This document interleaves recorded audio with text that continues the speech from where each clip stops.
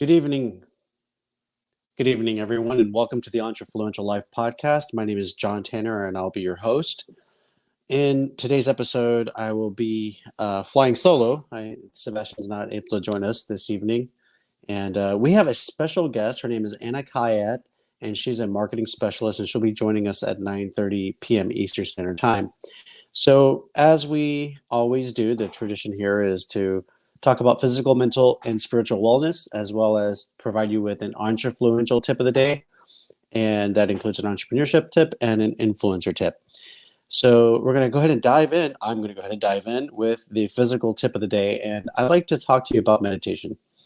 I think meditation and grounding, which grounding is something that's very popular right now. It has a kind of a buzz going on behind it. And meditation and grounding, I think, go well hand in hand. And I looked up a couple of reasons why meditation is important, right? So I went onto Google and I said, "Why is meditation important?" And the great wizard of Google came back and gave me one answer from the Mayo Clinic, which is a very popular hospital here in Jacksonville, Florida, and I think there's also one in Cleveland, Ohio. I'm not sure where the second main Mayo Clinic is, but this one gets hospital patients from all over the world. Anyways, mayoclinic.org, the response to the meditation, why is meditation important? This is what came up.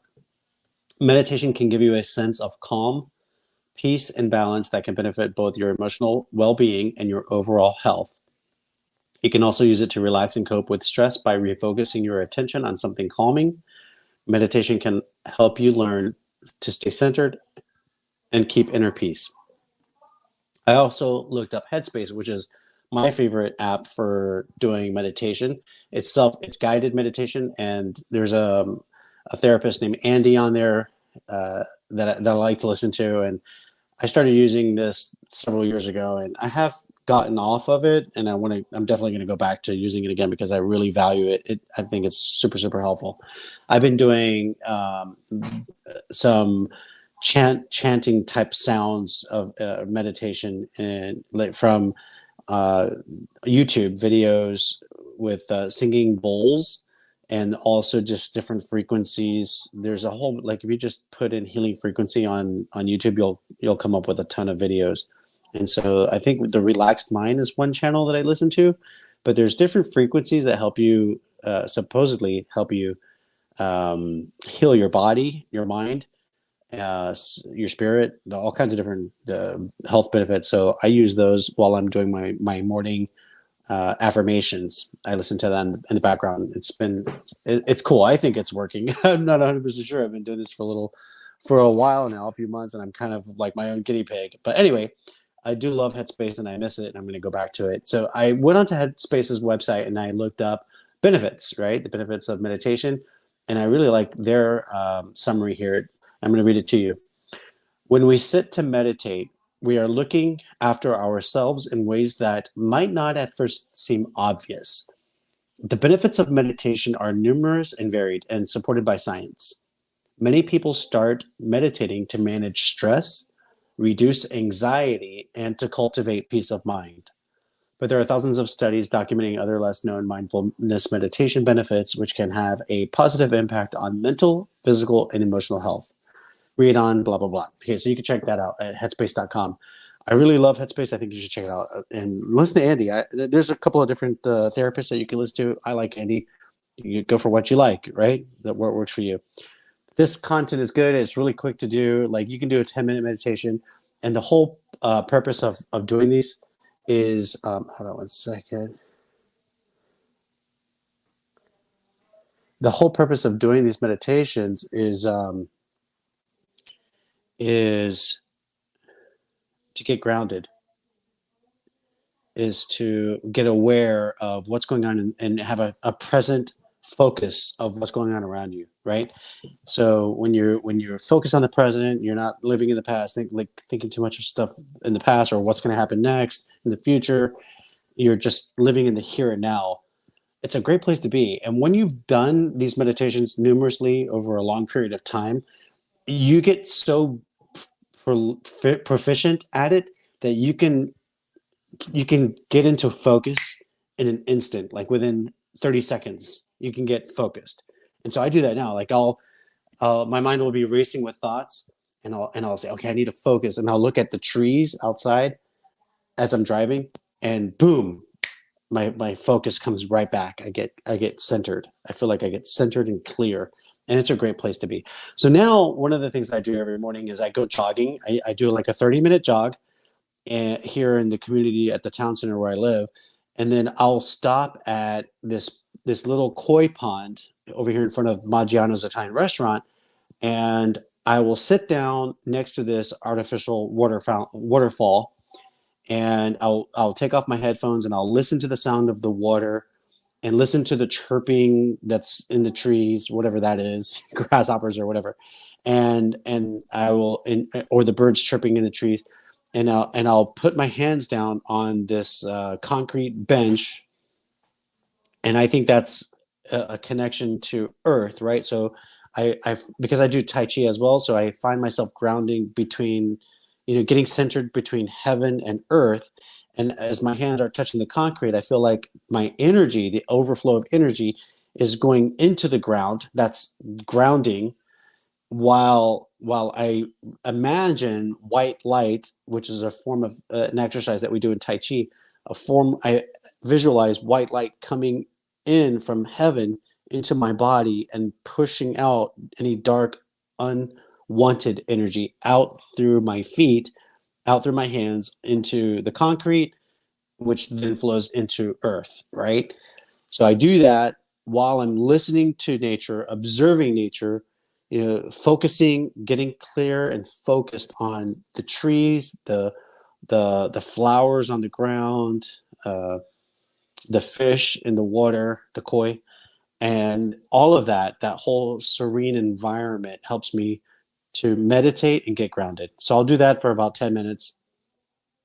And then I talk to the fish. I wish the fish a good day. I send them love, positive energy, and I thank them. I thank the trees for being a part of nature, for connecting with me, because we have chi, or chi means energy. We have chi flowing to us and through us back out to everything around us, right? So the trees, the water, the fish, everything. So show thankfulness for all of it, being present, um, getting getting focused on what's here and now. I think it's so helpful to reconnect with nature and to get rid of the bad energy. And it's really helpful to get rid of bad thoughts too, right? So like if you have anything that's bothering you, any kind of stress, any kind of worry, you can let it all go in that meditation moment, and just be at peace, find peace, and then again get rid of the negative energy and bring in positive energy. So now you're charged up for the whole day. So then after that, then I go to the gym and I lift weights, and I do that for about another 30 minutes. And that's my morning routine. I think you guys should, if you're not doing something like that, if you're not ready to start jogging, then I recommend that you walk. Walking gives you time to think. It's a form of meditation in and of itself. But also do some other type of meditation, whether it be headspace or going on to YouTube and listening to some sounds, some chanting bowls, anything that will help you relax. Even if I also love playing a Chinese flute video of Chinese flute music, and I also have Pandora, and I have Chinese flute station there, and that kind of music just helps me relax too. Sometimes I do that. So there's a lot of different options out there. I think you should find something that you feel is soothing to your soul, that's restful for your mind, to stop the racing thoughts and to help you get focused on the present, live in the present. That's my physical tip of the day for you guys. So do some meditation and grounding, right? Get rid of that negative energy that's stored up in your body. Okay, for mental, we are now moving into the numbers 11 through 15 of the wealth affirmations. In our last two shows, we did 1 through 10. So I'm going to read 11 through 15 for you now. These are for, these actually are,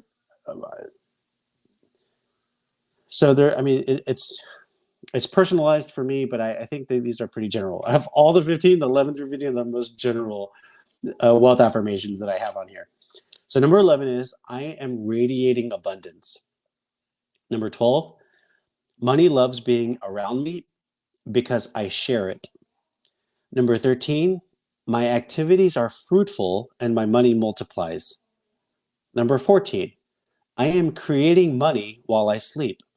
That's passive income.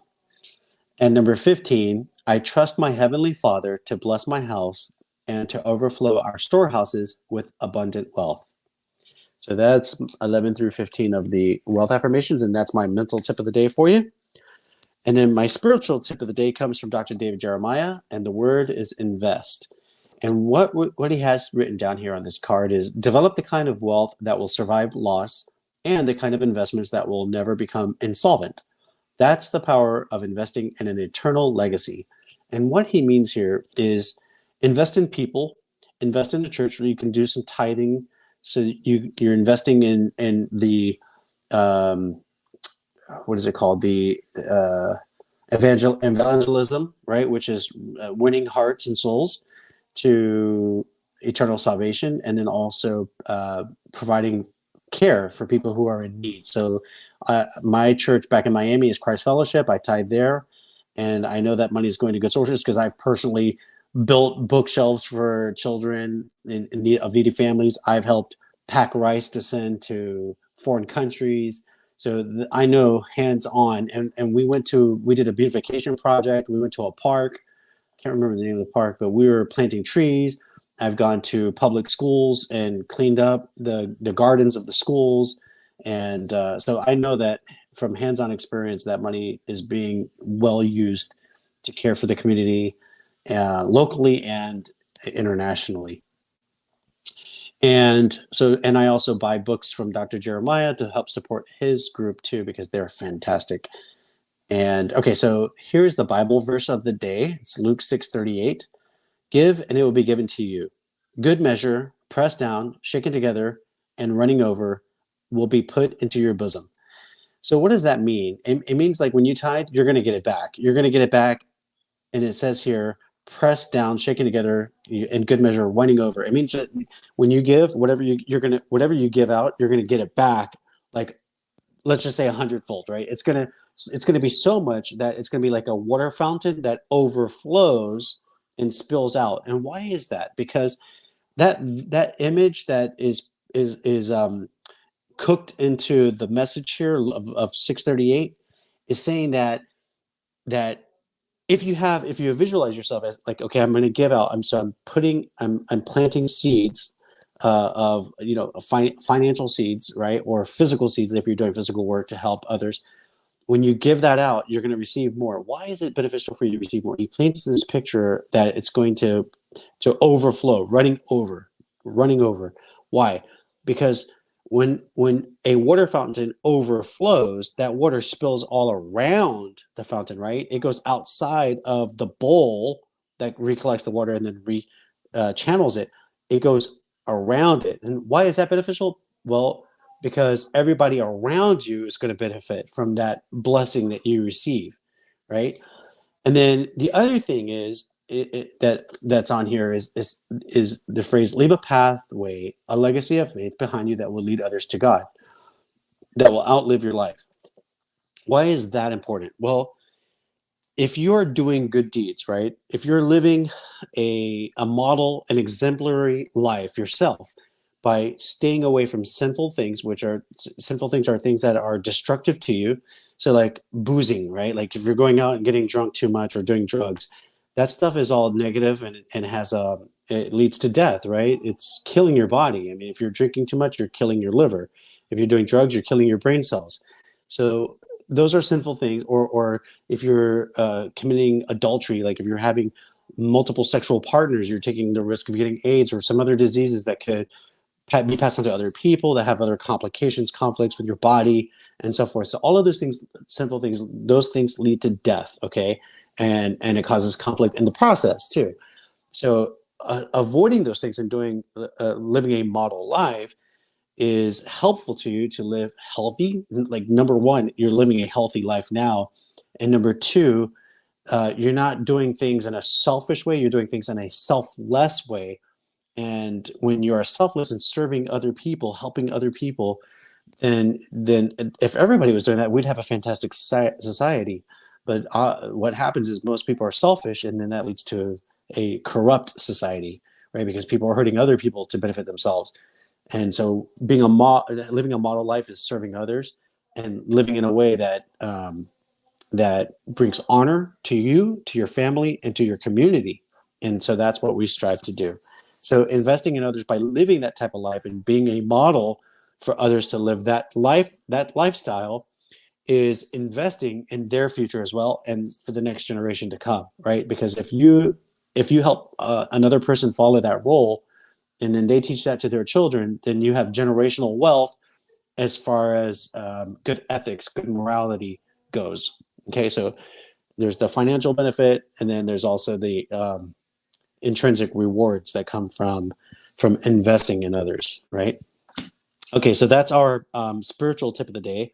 And then for our entrepreneurship tip of the day, we have the 11 characteristics of successful entrepreneurs from the Harvard Business School Online. Today is innovation.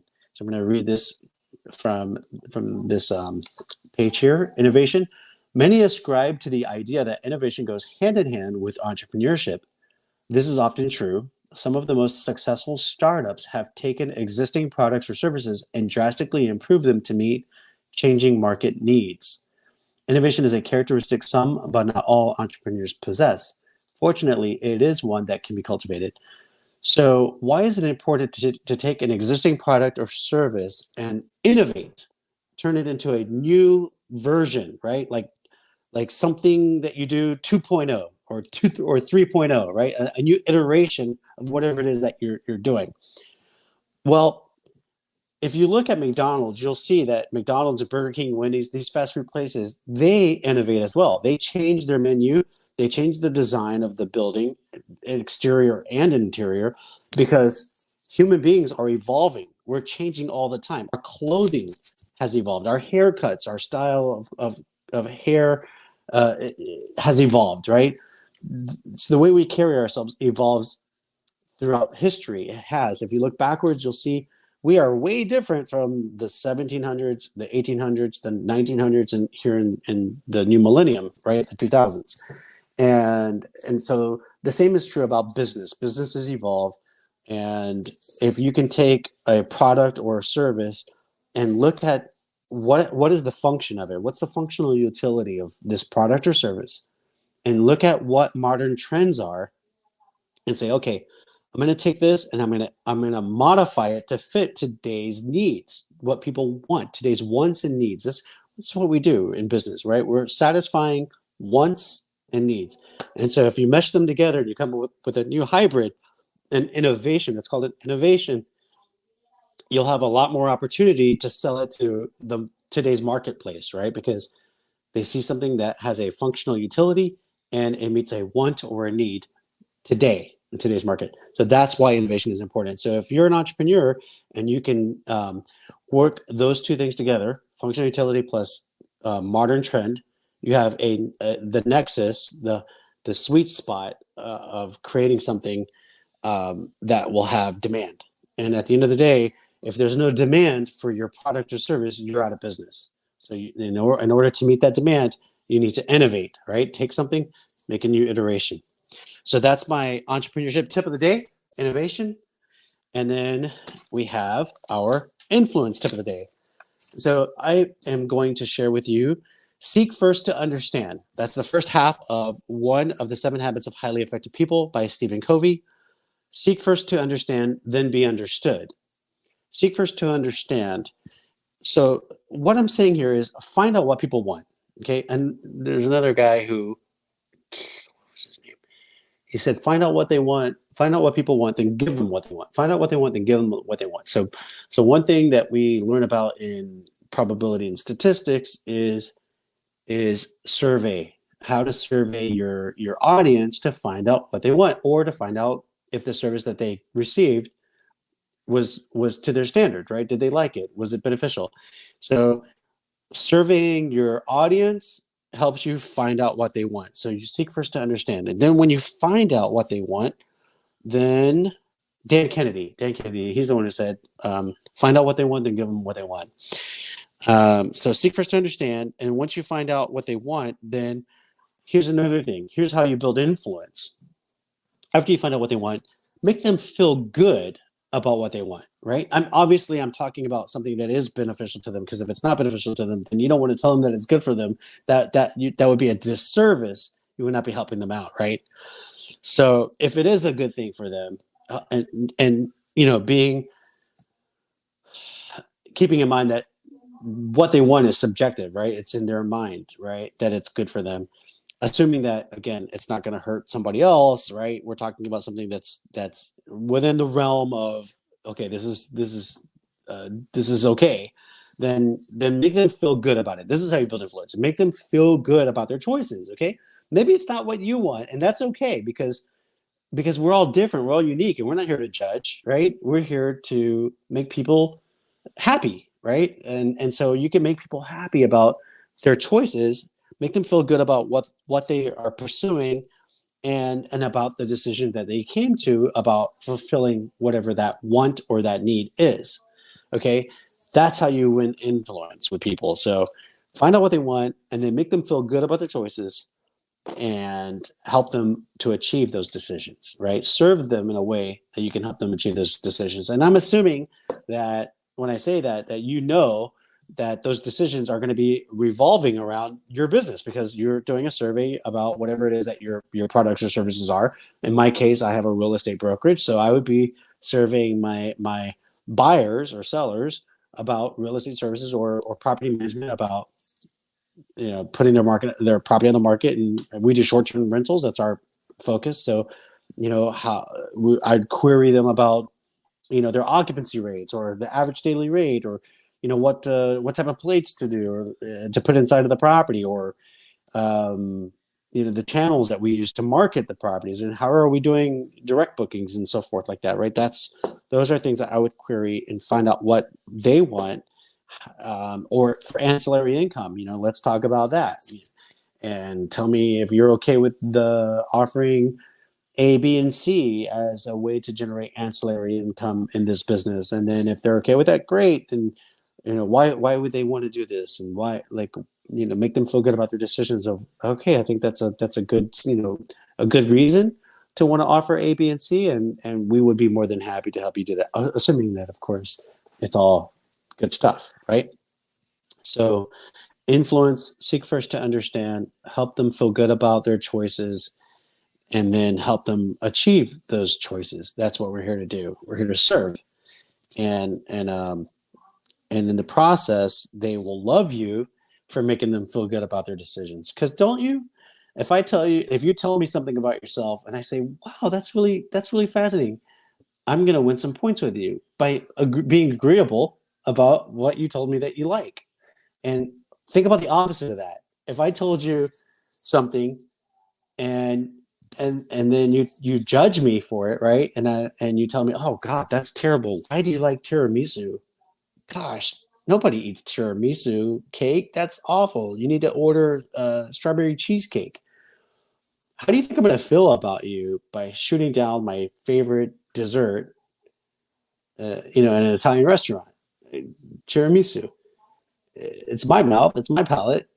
You're telling me it's not good. It's so you're not going to win points with me. You're going to alienate yourself from me if you do that. Okay, so don't tell me not to eat tiramisu, because I'm going to eat tiramisu. So I'm just using that as an example so that you can see how it flows, and hopefully that'll help you achieve your goal of building influence with your audience. All right, so to recap, our physical tip of the day was mindset and grounding.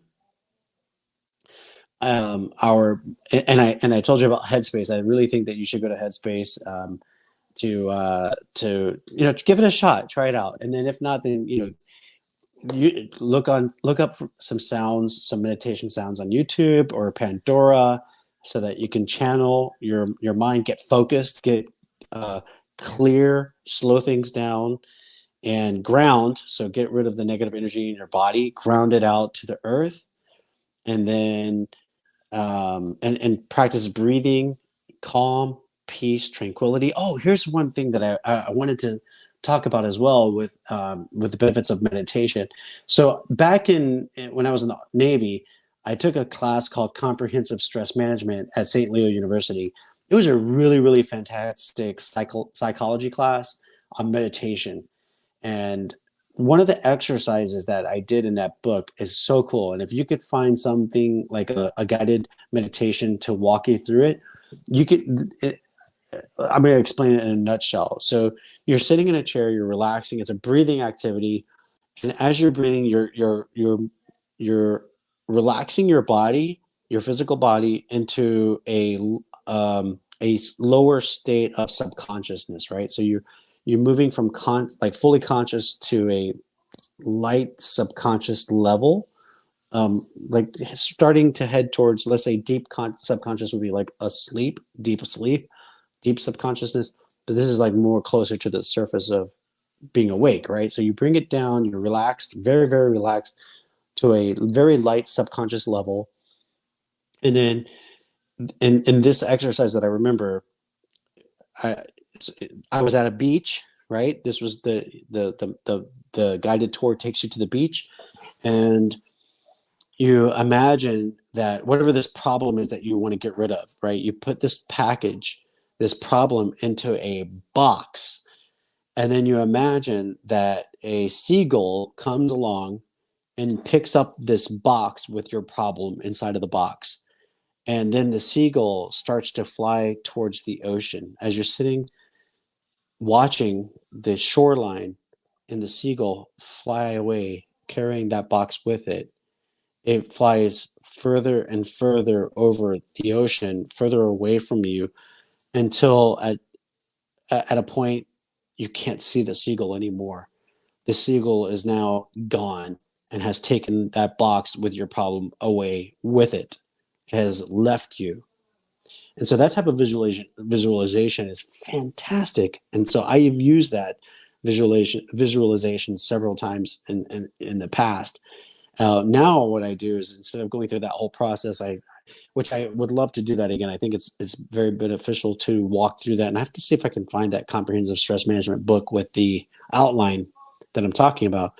But what I've done is, if something bothers me, if I have an idea that pops in my head that bothers me, what I do is I visualize that idea in a black box, small little black box. I pack it in the box. I squeeze the box down, very compressed, very tight.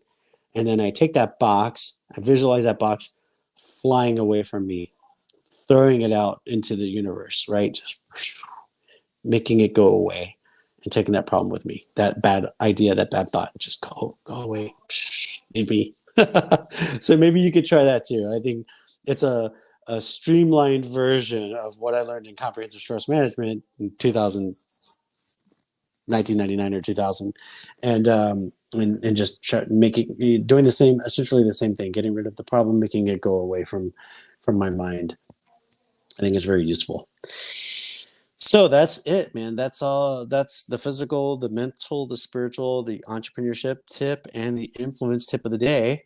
And it's now 9:26, and I'm waiting for our guest, Anna, to come on board. So while we're waiting, I'm going to give you a little bit of background information about Anna and what they do. So Anna's background is that she has worked for over 2 decades in marketing, and she's had clients such as American Express, Google, SoFi, Innova International, and she's managed marketing budgets in the tens of millions of dollars.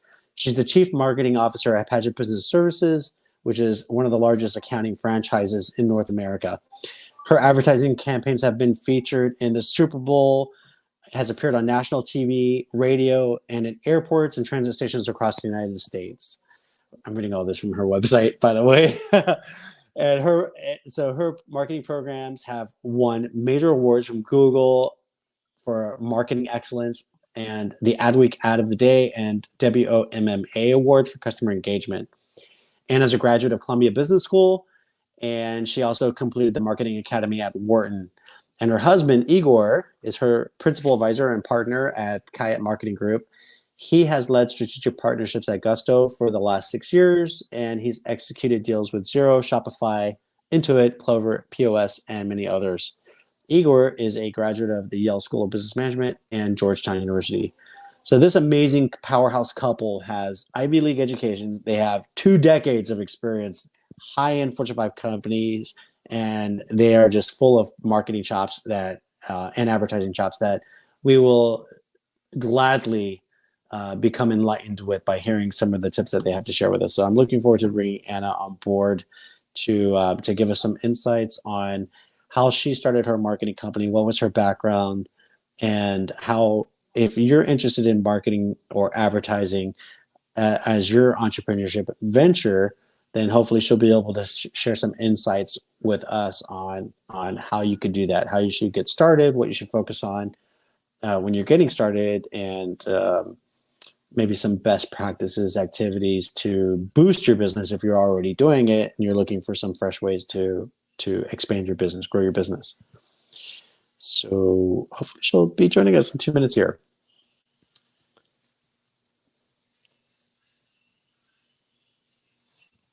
And Sebastian texted me and he said he had something, his phone died, I think, and that's why he couldn't join us tonight. Unfortunately, because I love having him on board and interacting with him when we're doing these activities, for sure. So one of the other things that Sebastian's supposed to be doing, he's in Panama City. He's supposed to be coming online and shooting some videos of meal planning, right? And yesterday, I went to Wendy's and I splurged on Wendy's. Okay, I do this too frequently, and I said I was going to start going to Chipotle, and there's a Chipotle right around the corner from the Wendy's, and there's also Zoe's, which they have really good gyros and Greek salads, and that's another great place I could go eat a healthy meal. So I need to stop. I was thinking about this yesterday.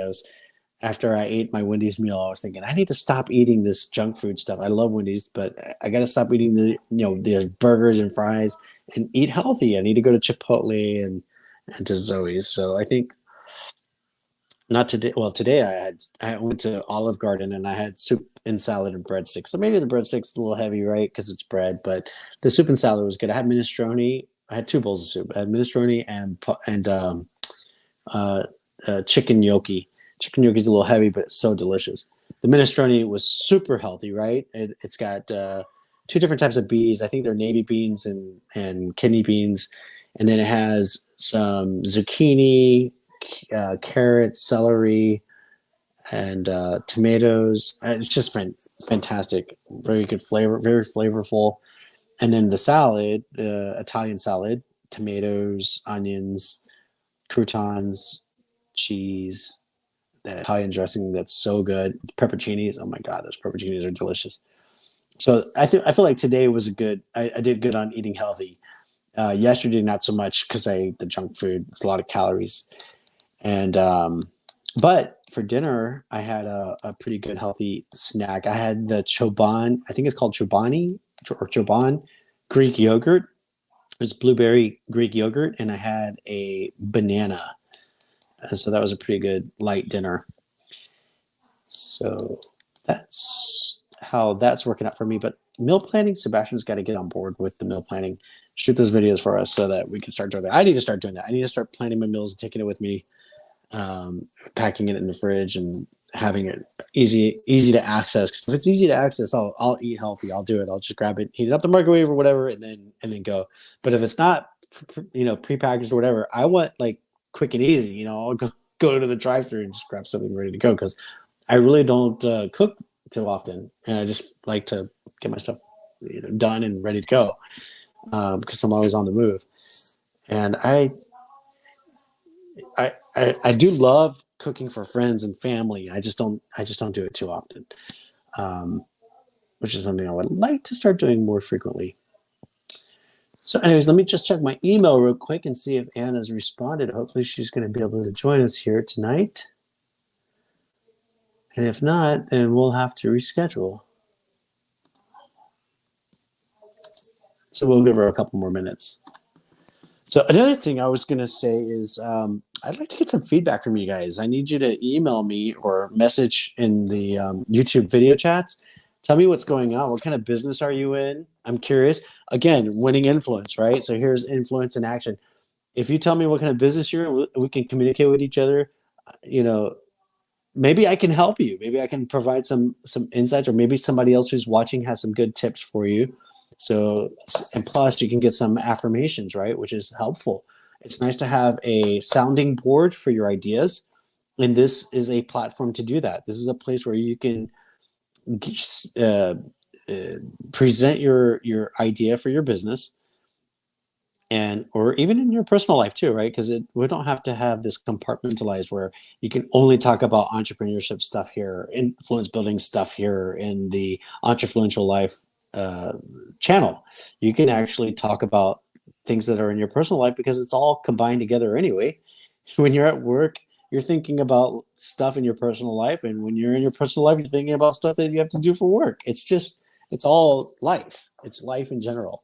So if you have something that you're thinking about, you need some advice on, feel free to express it here in the forum, and let us help you, whether it be Sebastian or myself or somebody in the audience that can bring some of their wisdom or fresh perspective. It could be helpful to you, right? And or affirming, or hey, if several people say, yeah, that's probably not a good idea, then that could help you to circumvent having a problem. You might engage in something that could be a waste of time or money, or both. And while you go through, and then also if something doesn't work out, then you have to deal with the negative consequence, like, oh, maybe I'm not cut out for this. That negative self-talk pops in, and so maybe you can circumvent that from happening too. Obviously, more wins breeds more courage, and more failures breeds more doubt and fear. And so, if you can have a sounding board help you to abstain from the fearful thoughts, the doubts, the failures in business. I mean, they're going to happen, but try to minimize those as much as possible. Minimize as much, then then that's what we need. It's like an oxymoron. Then that's what we need to do. So use us, use this platform, this channel, as your sounding board to get good advice, to get some good ideas, and more wins for your personal life, for your business life, and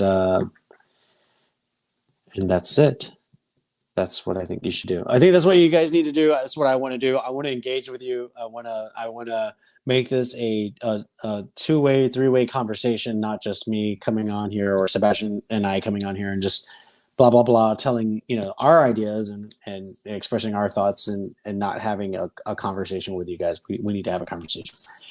Okay, listen, I am pushing here. It's 9:36 p.m. Eastern Standard Time, and I'm getting a little doubtful because I don't see our guest here. So maybe something came up and she's not able to make it. So we'll try to reschedule Anna to come on another time. We definitely are looking forward to having her share her wisdom with us. So that's it. I'm going to wrap it up, guys. Thank you so much for joining us here, joining me at the Entrefluential Life podcast.